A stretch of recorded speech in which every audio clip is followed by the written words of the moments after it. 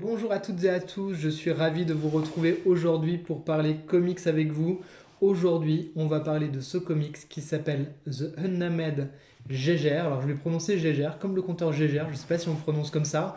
En tout cas, c'est un récit post-apocalyptique, c'est chez Urban Comics. Je vous montre un petit peu la taille et l'épaisseur du bébé. Donc voilà, donc ce titre-là, je vous avoue que je l'avais vu passer à plusieurs reprises sur Instagram. Euh, et voilà, tout le monde en disait c'est super, machin. Puis moi j'ai toujours un petit doute quand tout le monde dit que c'est super, je me pose toujours la question de savoir si c'est vraiment super. Et puis, deuxième petit bémol que j'avais, c'est la couverture que je trouvais pas forcément extraordinaire. Voilà, on m'a dit c'est du récit post-apo. Donc moi j'adore le post-apocalyptique. Les auteurs c'est Geoff Jones et Gary Frank. Donc quand même deux pointures. On les connaît entre autres pour par exemple ce genre de récit. Donc on sait que c'est au cordeau en termes de récit et en termes de dessin c'est juste à tomber par terre. Donc voilà, ce qui fait que le duo créatif, la thématique post-apo, bah, je me suis dit, allez, finalement, je me lance, malgré cette couverture que je trouve pas géniale, et qui du coup est pas représentative de la qualité des dessins à l'intérieur et de la qualité du comics en lui-même, qui est juste de la bombe atomique, sans mauvais jeu de mots, c'est absolument génial. Donc The Unnamed, pour resituer, donc on va être dans un univers partagé qui va être conséquent qui s'appelle The Unnamed. Là, on va suivre l'histoire d'un mec qui s'appelle Gégère, qui s'appelle précisément pardon, Tariq Gégère. Donc, qu'est-ce qui va se passer pour ce personnage-là? Ce personnage-là, avant donc cette guerre qui va tout ravager, va essayer de mettre à l'abri dans son abri anti-atomique sa famille, sa femme et ses enfants, et un coup du sort parce que bah, vous savez comment c'est quand ça devient le carnage, on l'a vu pendant une situation particulière de confinement où les gens se ruaient sur certaines choses, là quelqu'un qui a un abri anti-atomique, ça suscite un petit peu des jalousies, et donc il va mettre à l'abri sa famille, lui il va rester dehors, voilà je vous spoil pas, hein, c'est au tout début mais c'est pour vous situer un petit peu le pitch, il va rester dehors pour essayer de mettre à l'abri sa famille, et là, explosion atomique. Il s'avère que ce Tariq Gégère avait un cancer et un traitement particulier et que les radiations et cette atomisation vont faire quelque chose de particulier. Il va devenir ce qui va devenir une espèce de légende urbaine, l'homme phosphorescent, l'homme atomique qui va être un rôdeur de ce monde post-apocalyptique. Voilà, le décor est planté, voici l'histoire, je vais vous montrer tout de suite les dessins et on va suivre comme ça son aventure, son histoire qui va être racontée par deux personnes qui sont, ça se passe beaucoup plus tard de cette histoire et qui sont là en train de se raconter tout ce qui s'est passé, un petit peu comme on a des conteurs d'histoire autour du feu qui raconteraient un petit peu ce qui s'est passé. Pour vous le situer, si je vous le retrouve dès le début, comme ça ce sera beaucoup plus clair pour vous, on a ici, et plus clair que ce que je dis surtout, ces deux personnages-là qui arrivent, donc un qui ressemble un petit peu à un de mes chouchous, à Snake de John Carpenter. Voilà, ils sont là dans ce monde qui est ravagé, vous voyez, au coin du feu, et ils vont raconter l'histoire de ce Tariq Gégé.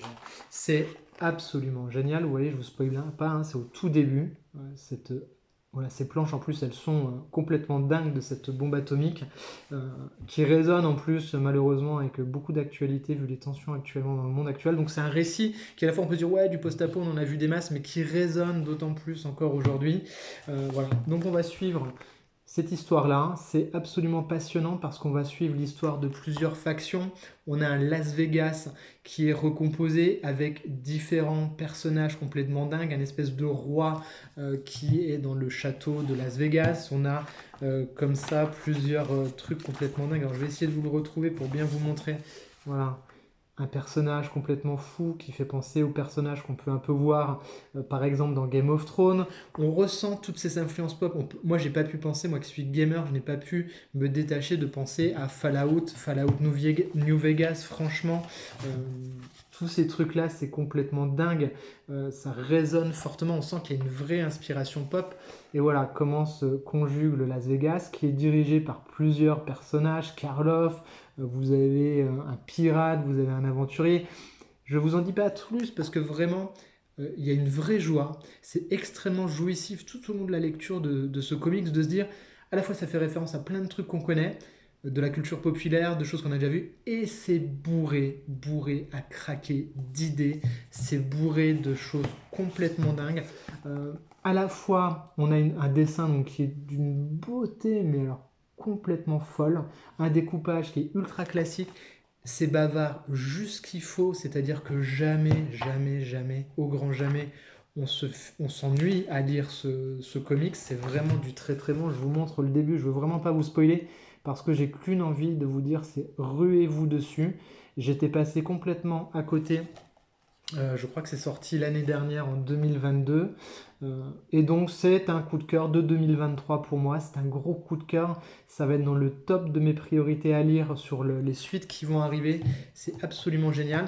Donc pour conclure, parce que je sais que la vidéo est déjà longue, je suis désolé, mais quand j'aime bien, c'est vrai que je parle beaucoup plus longtemps, j'ai remarqué. Vous voyez, c'est très beau. On a donc ce récit complet autour de Gégère et on va avoir un complément qui va venir un petit peu nous parler des différents personnages qui habitent ce Las Vegas et qui sont un petit peu les différents protagonistes qu'on risque de retrouver dans les prochains numéros de The Unnamed. Et il y en a qu'un que j'ai pas apprécié, mais c'est vraiment très court, c'est quelques pages pour voilà, compléter l'univers, enrichir le lore, comme on dit dans les jeux vidéo. Je vous montre juste celui qui m'a pas plu visuellement, c'était vraiment pas foufou. Voilà, voilà, ça dure quelques pages. Il parle d'un perso, mais je trouvais que ce style graphique-là, bah, pour le coup, ça dénotait complètement et ça n'avait rien à voir avec le reste. C'est bien qu'il fasse venir d'autres auteurs aussi, qui viennent apporter un petit peu de fraîcheur pour pas que ça tourne trop en rond. Mais je vous remontre un petit peu de Gary Frank parce que c'est ça qu'on aime et c'est ça qu'on veut. Voilà, regardez-moi ça. Cette maestria graphique, cette maestria de couleurs, c'est sublime. Jetez-vous dessus si ce n'est pas encore fait. Je sais que c'est moi qui suis à la bourre. Dites-moi en commentaire si vous l'avez lu, ce que vous en avez pensé.